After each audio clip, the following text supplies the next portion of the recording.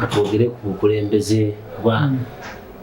omu kwe yalondebwanga Speaker wa Parliament omukulu Jacob Oboth. Olabako eyali Speaker Anita Among ofisi yagifuluma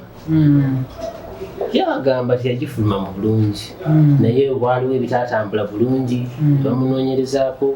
mwalimu okudiirudde ensimbi. Jacob Oboth abadde mu Parliament ne mu gavumenti ebibadde bigenda mu maaso byonna abimanyi. Tusuubireyo yayinza okukyusamuko n'atakolanga Anita ebyamutwaza mu bukulembeze bwe buno obuzze mu Parliament y'e12. Kale so ku nsonga ya Honorable Oboth, Right Honorable Speaker of Parliament, ekisooka nti kwali kusalawo kulungi ofuna omukulembeze kuba Honorable Oboth ebbanga lyamaze mu gavumenti lyamaze ku bwemupi tetumulirangako muvuyo gwonna. Is a very clean man poza nga naye nonekereyo kyetwasobola ononekereyo abadde n'erinnya eddungi abadde kuba minisita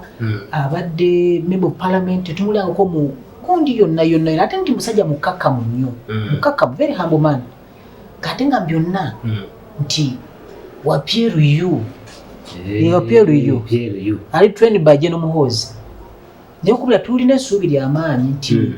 buli muntu yenna atrainingiddwa General Muhoozi tetumusuubiramu kukola mivuyo nowabanga yagiina agisityamanyi nti eno gyendi muliro General Muhoozi tokolera yonse taagala buli wanguzi so ng'ekisinga otuzza nga gavumenti buli wanguzi era olaba lipoota esinga obungi nti ssente ezandikoze ebintu ebiyamba bannayuganda ziggwera buli wanguzi. So wekiba nti General Muhoozi azze n'enjiri eyoga obuzibudi bw'enguzi mu ggwanga so kwali kusalawo kulungi otuleetera Honorable Oboth mu Parliament. Oba tukirabanga Oboth yaliko mu NRM kati wa PLU kino tekiwa buyinza na bumalirivu okulaga nti JNMK yayinza okuba tafuusa omukulembeze w'eggwanga olw'ensonga nti kakati bw'obanga PLU nga yeefulumiza ate Speaker yes ngava mu PLU ate nga JNMK nga ye omukulu w'ekibiina kino tekimuwa maanyi kulaga nti obukulembeze kirabika bwakyuse dda balina amaaso naye tebakola ki naye tebalaba kiraba nayonka ekyo kiraba nayonka. So General Muhoozi CDF General chairman waffe wa PLU so ekyokuba nti arekomendinze Speaker wa Parliament kinyogereko mu kusooka nti kituufu omukulu oyo mulungi era talina bbala lyonna la mu kaseera kano nga tubadde n'obuze mu Parliament fega bitwe tulaba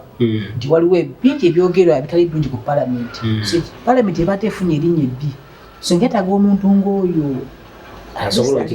naso giga n'ogitereeza abali ku ludda oluvuganya gavumenti baali bakomplaininga nti Anita mulungi naye nti nga tabaa mukisaawo nga bona bwate nga balina okukiikirira abantu so nga tusuubire naye nga tulaba mu opposition gye basinga okugera mu Parliament. Honorable Ssemujju abadde asinga okugera mu Parliament tulaba Honorable Ssennyonyi ayogera mu Parliament n'okusinga abaffe ab'enaali bakyo badde balimba badde boogera nnyo aba opposition mu Parliament. So katusuubire enkyukakyuka nkweyanziza nnyo kakukkirize akasembayo osiibule n'abatulaba. Akasembayo batannyo okumbuuza ku kya General MK okutaata okuleeta mutawuni efuuka president ekyo abantu beerabira nti nze ndi mbyanjigiriza nabyamateeka so kyangu nnyo mutabani wange omuyigiriza byamateeka nabyanjigiriza n'abisoma. Olaba mu nsi ya America George Bush senior yatweta George Bush junior tulaba mu Kenya wano naye era Kenyatta kitabu yali president bwogenda ne Ghana na Akufo-Addo so kyaba nti kibaddewo mu nsi zonna kitega so General Museveni nekyasobola okuyigiriza mutabani we byabufuzi era nga kikoze bulungi nnyo nti abitandise bulungi era tulazeeko nti eggwanga tusobola okutambula ku nfuga ey'amateeka gyonna emuke nfuga y'amateeka tobba ssente za gavumenti tokola kino tonyigiriza abantu so yenkola yeera kijja tuyamba nnyo katusuubire kale nkweyanziza dokita tujja kuba tukuddira wano mu ofiisi yo era tubeere nga tunyumyamu ku bigenda mwebale nnyo mwebale ddala amiina nsigadde nze balikola ekiso bama